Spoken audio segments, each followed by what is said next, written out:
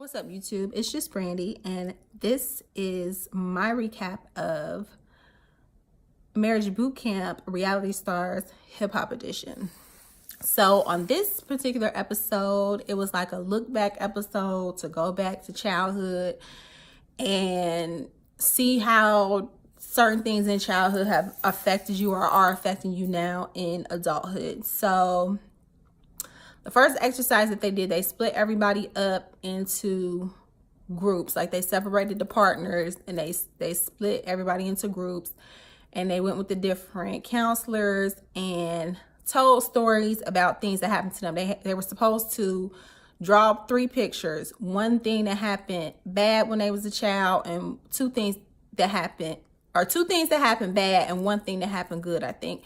And then they shared like what, after they drew the pictures, they had to share like what was going on. So it was different things from different people. Like Waka had drew these stars, like 21 people or something. He said he lost 21 people. Lil Mo was talking about how she was molested as a child and how she had to create Lil Mo as like an alter ego because of the way that she felt as a child, because she didn't want to tell her father because she didn't want him to do something and then, end up in jail.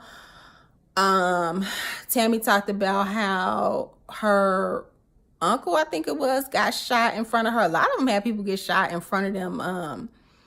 The Carl Dorgan had his cousin get shot in front of him. It was just a lot. Like, it was a lot of trauma. Tiffany was talking about how her mom used to always get beat. Her and her brother used to have to hide in a closet. And she said every relationship that she has been in, she has been physically abused, every single one. And I think people like that, I feel like people who ain't never hit you before probably hit her, because that's what she thinks love is. I mean, every relationship you've been in, like, you ain't never met nobody that ain't hit you. Like, dang. So they told these stories and whatnot. And then when they came together, they had child actors take those stories and kind of portray, because the two groups were separated. The other group didn't hear, they didn't hear each other's stories. So only the people in your group knew the story. So they had actors come, and the little actors did it for each couple, and they were telling the stories, and it was affecting everybody. A lot of people cried this whole episode. Cried for each other. Soulja Boy cried. Carl cried. Like, all the girls cried. Drew cried multiple times. Oh, Drew said he didn't want to be in B2K. He said he do not like music. They on their way to the tour. But he said he do not like music. He did not want to be in B2K. He wanted to play basketball for the high school. He wanted to be a basketball store.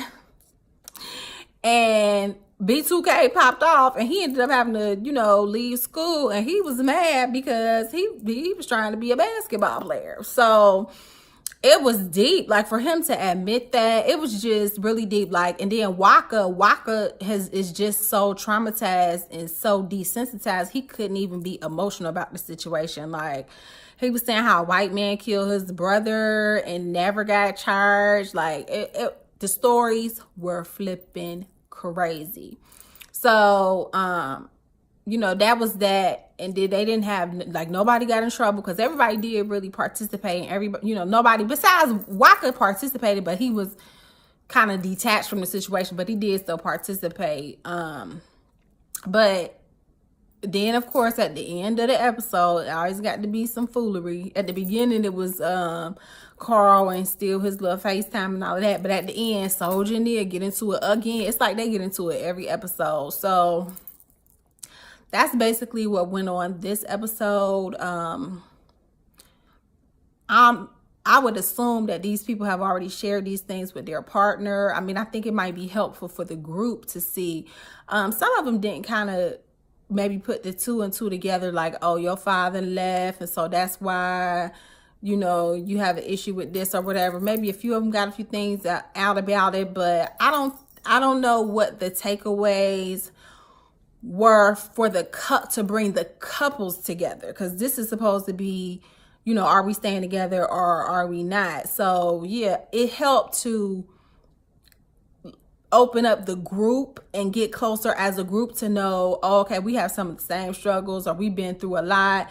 A lot of them, it's like, I think they relate to each other. Their relationship is based on trauma and death and things like that. Like, oh, your brother got killed, my brother got killed too. Like, you know, it's something that they have in common, unfortunately. But other than that, I don't really see what the purpose of the exercise was as far as helping the couples come together and strengthen their relationship. Because like I said, I'm sure they've already shared these things with each other before.